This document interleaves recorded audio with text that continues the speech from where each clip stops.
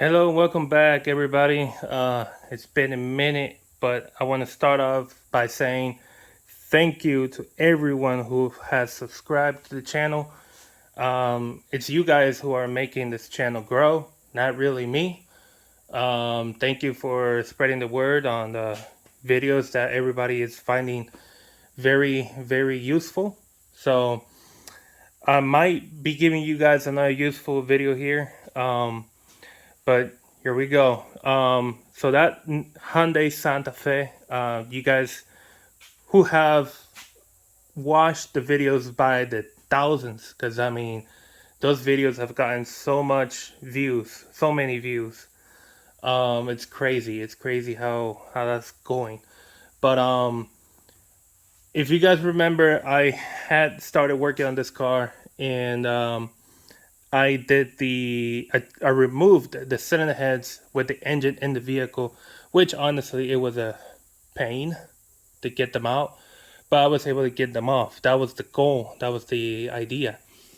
So now it's been a while. It's been a minute since I got my hands back on this thing, and now that I do, um, yeah, I went ahead and took the engine out. Yeah, right now if I lift this hood up, I mean there's no engine, just the transmission and CB axles and the subframe. Just so you know, if you search in YouTube and most likely in Google, if you search how to remove the engine of this vehicle, most videos that you'll see either say drop it with the subframe or remove the headlights, the bumper, the radiator, the condenser, all of those things, get them out of the way and pull the engine out forward. The thing is, there is enough room for you to remove the engine through the hood.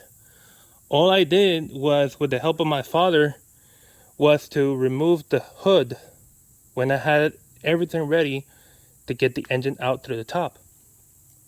I had lowered the vehicle just like it is right now. It is just with two-ton jack stands, and it is at the lowest position on the jack stands. So obviously it's much lower than it is with the tires on.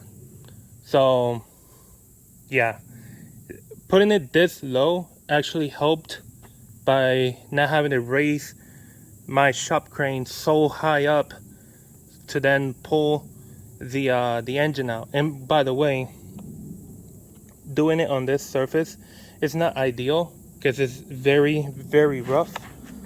As you can hear my shoes scraping, it's very rough.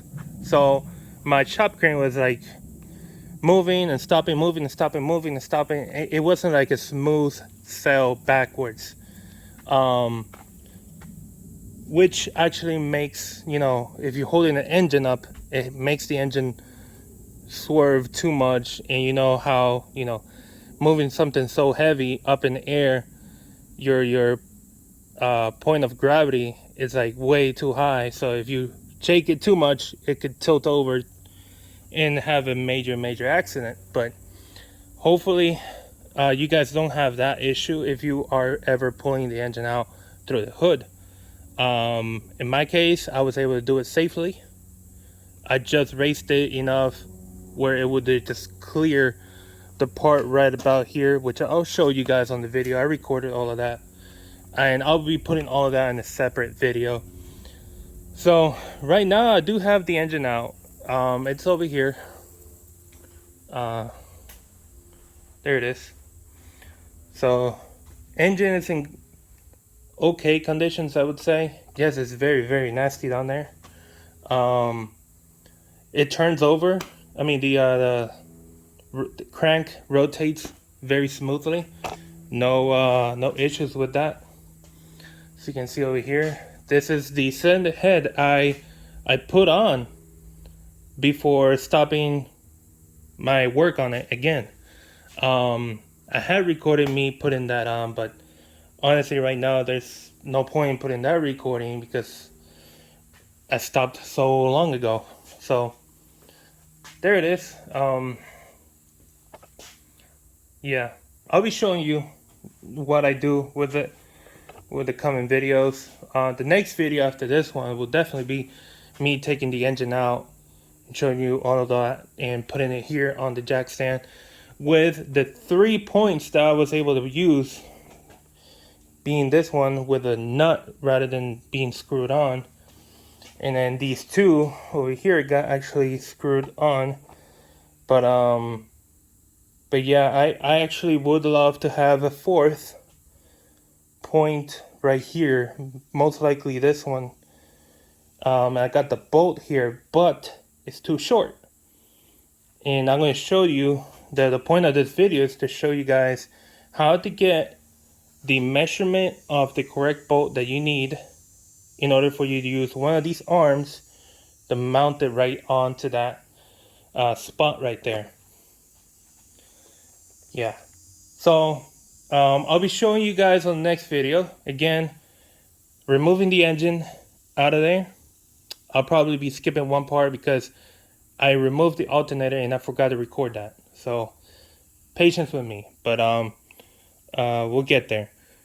So I'll be showing you how to get the engine out, put it in here on the jack stand, and I'll also most likely add the removal of the flywheel, the rear main seal over here. This part, I forgot the name of it.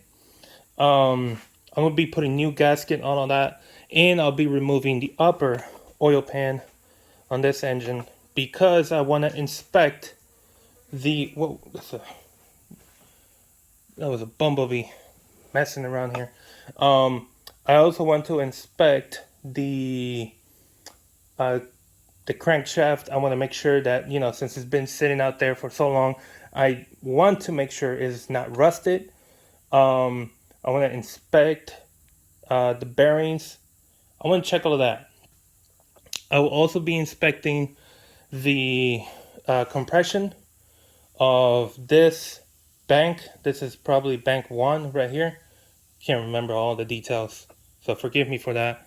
But I'll be checking the compression on this bank. I want to make sure that all 3 cylinders are holding compression like it should.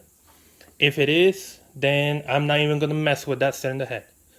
I'll just put everything back in like it should, and done deal. Okay.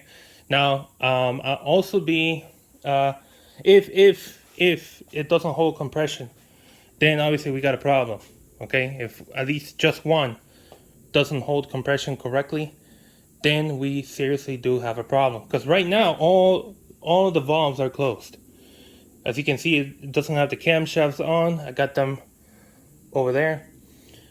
So since it doesn't have the camshaft, all the valves are closed. All I got to do is simply rotate the engine to where the cylinders are at top dead center.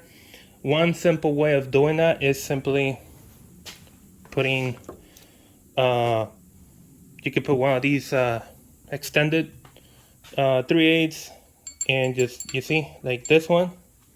Hold on, I want to make sure. Yeah, that one is at top dead center because that's cylinder 1.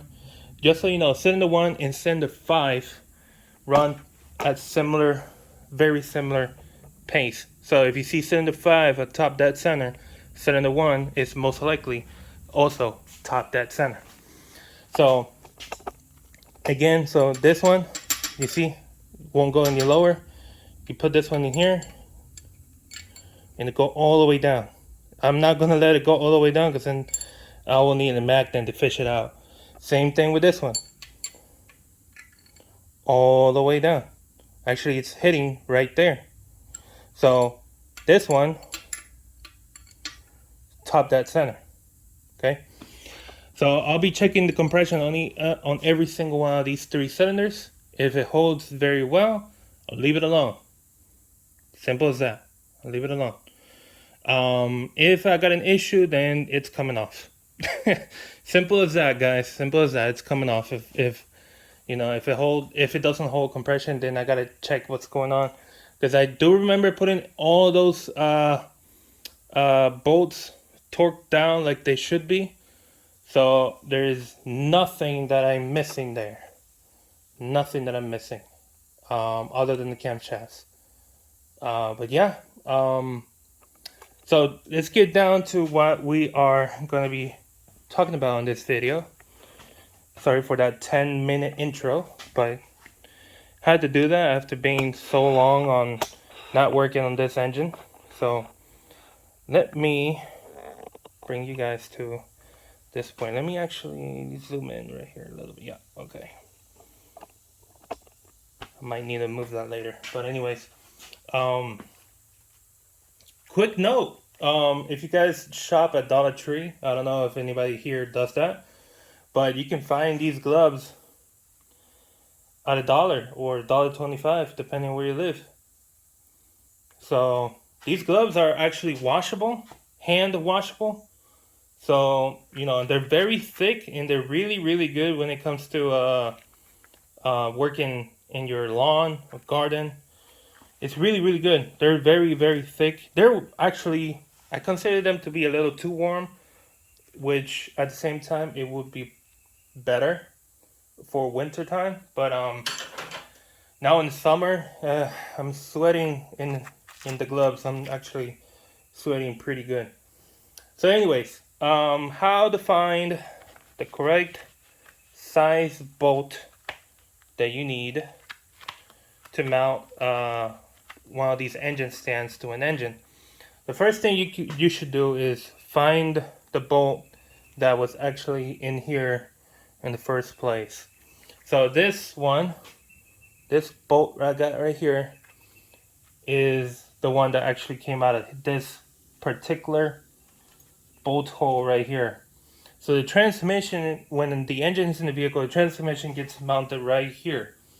So by using one of these bolts, it will help you find the right measurement bolt that you need for when you go to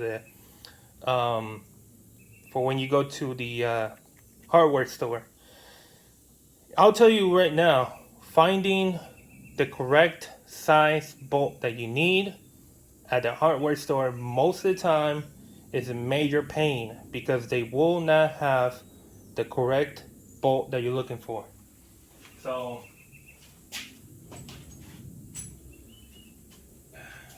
okay, so when it comes to finding out what size you need, obviously you're gonna need this. This is one of the arms of the engine stand.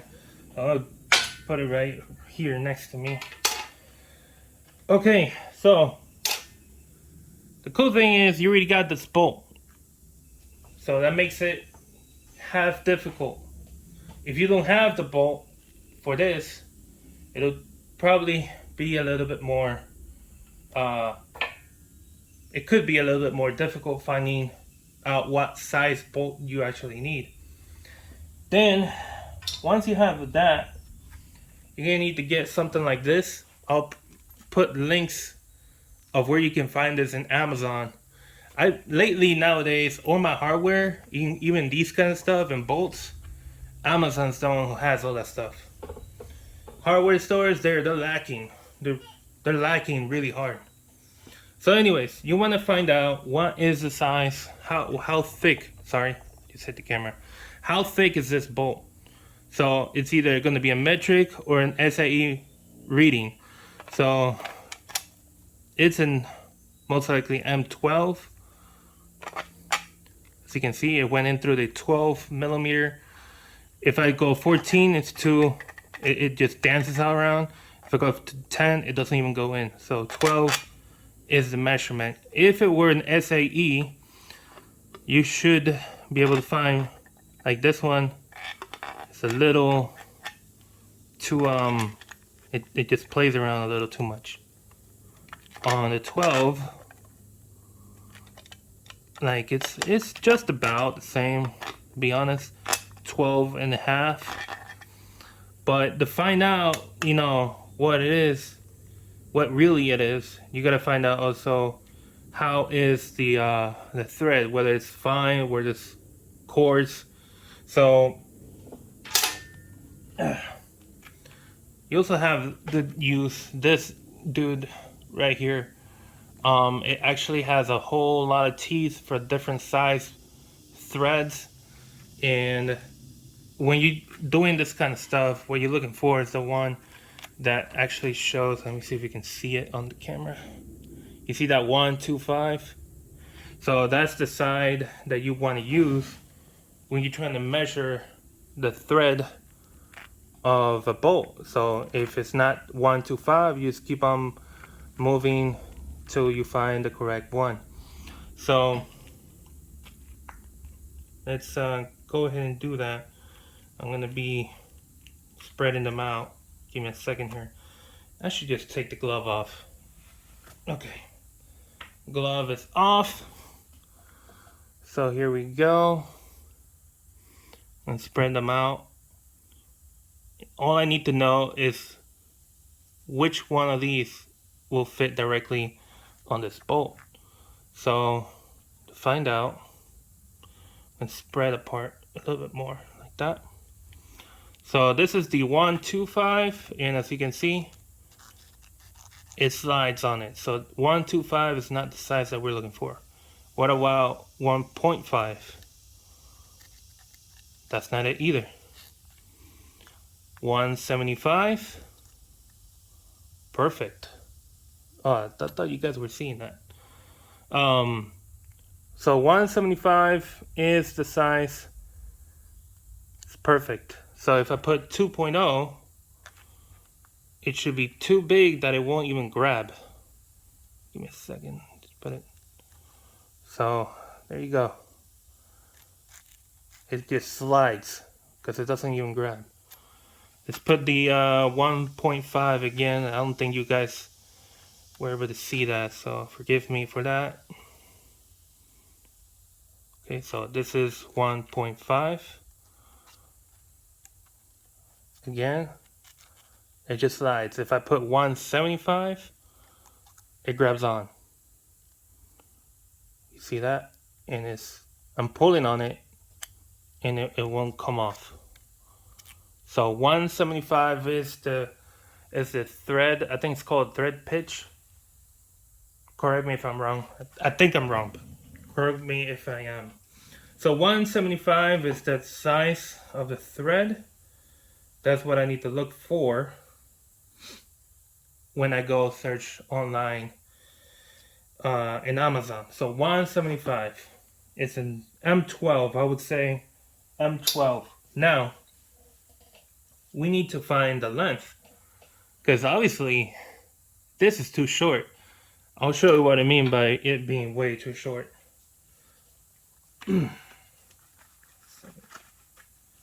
So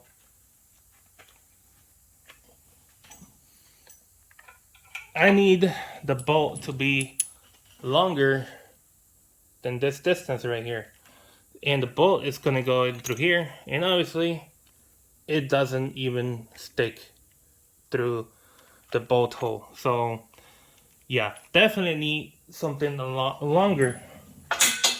That's when this comes into play, this right here. So what I'm gonna do is I'm gonna put this here. That's as far as it'll go in, and I'll put this in through here. So I'm just imagining I got it right there, and I'm just gonna put my finger right where it stops against the arm of the. So it's about this. This is the entire length of the bolt that I need to have. So to measure that, the best way to measure is with millimeters rather than inches. So again, back to this tool. I'm gonna put it this way, since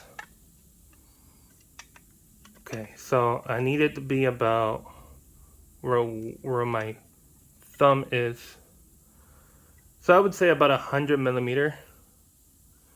We could do probably 95 millimeter. And yeah, so about 195 millimeter long bolt. So the measurement will be M12 175 95 millimeters. That's the bolt that I'm looking for. That's the bolt that I need to use here with the engine stand arm to hold it in place. I prefer to have 4 points rather than 3 points holding this engine, because even though it is an aluminum block, it is still heavy, and by having 4 points of grab for this engine stand, it'll actually give me more stability when I turn this engine on its side or on its belly, we could say. So yeah.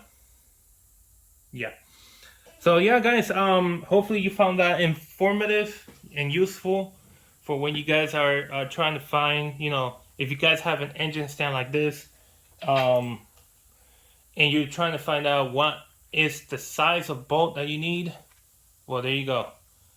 If you have the original bolt that was in there in the first place, that will actually save you time, because the other thing you will have to do is, if you don't have this, you actually have to, let me just show you here.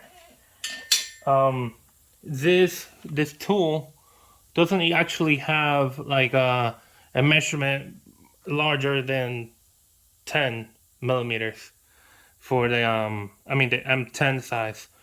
So you would actually have to go with one of these SAE readings, and as you can see, my tool doesn't fit in there.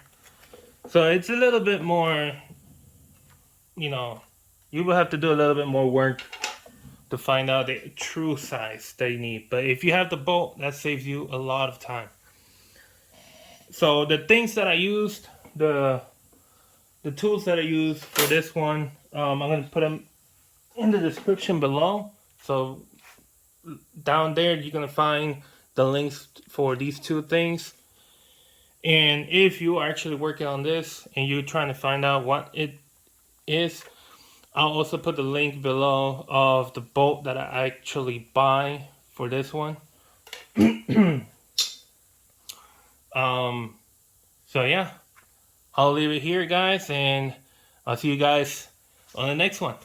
See ya.